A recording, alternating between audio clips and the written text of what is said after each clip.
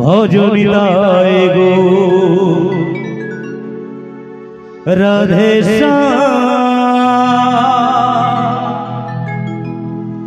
জপ হরে কৃষ্ণ হরে রাম ভজনিতায় গো রাধে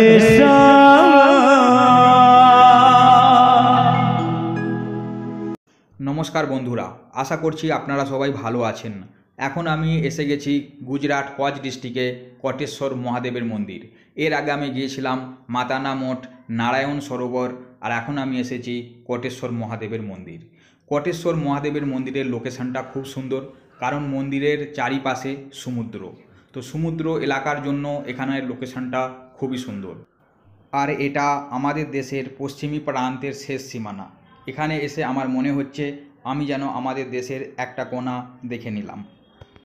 তো কটেশ্বর মহাদেবের মন্দিরটা আমি আপনাদের দেখাবো এবং এখানকার লোকেশনটাও আমি আপনাদের দেখাবো। তো ভিডিওটা দেখতে থাকুন।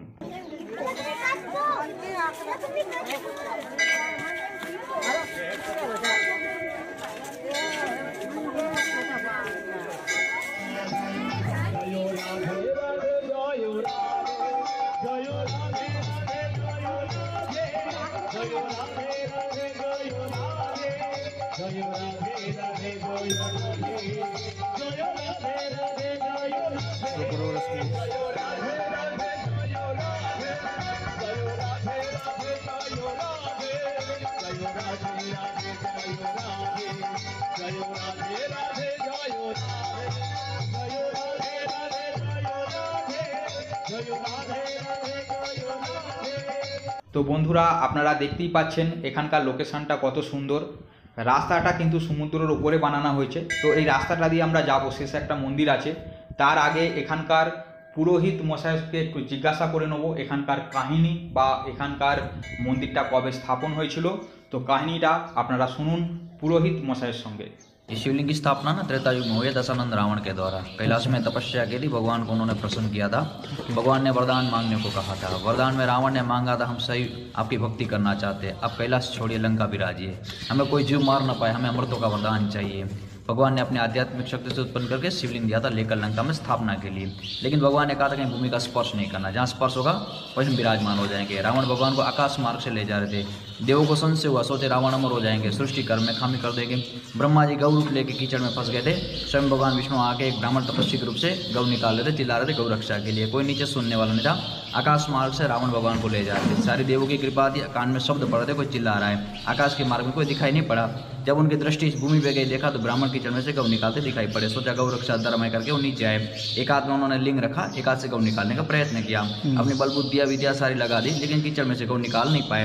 चारों ओर कीचड़ फैला था। ये टापू दिखाई पड़ा तो उन्होंने भगवान को विराजमान कर दिया। भगवान का दिया वरदान भूल गए, चले गए गौ रक्षा के लिए नीचे। जैसे वहाँ पास में पहुंचे, गौ अदृश्य हो गई, कुंड बन गया।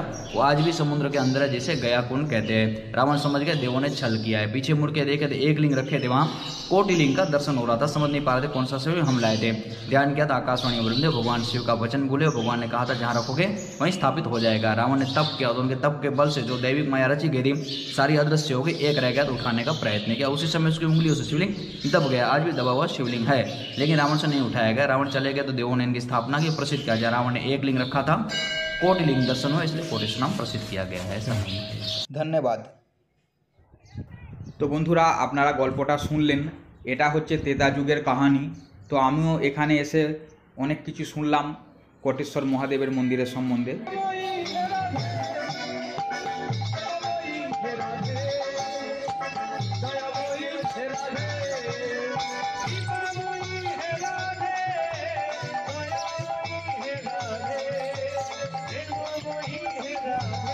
তো বন্ধুরা, আমরা এখন মন্দিরের নিচে এসে গেছি।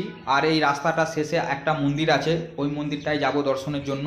আর মন্দিরের পাশে আছে বিএসএফের চেক পোস্ট। তো ওর আগে আর যেতে দেওয়া হয় না, কারণ এটা বর্ডার, লাস্ট বর্ডার, সেই কারণে। তো মন্দিরটা দর্শন করে আমরা ফিরে আসব।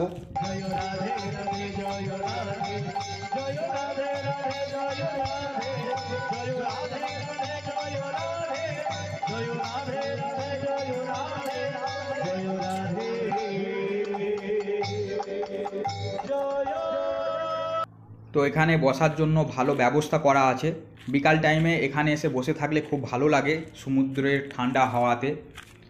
আর এখানে একটা ছোট মন্দির আছে, এটা হচ্ছে গণেশজির মন্দির।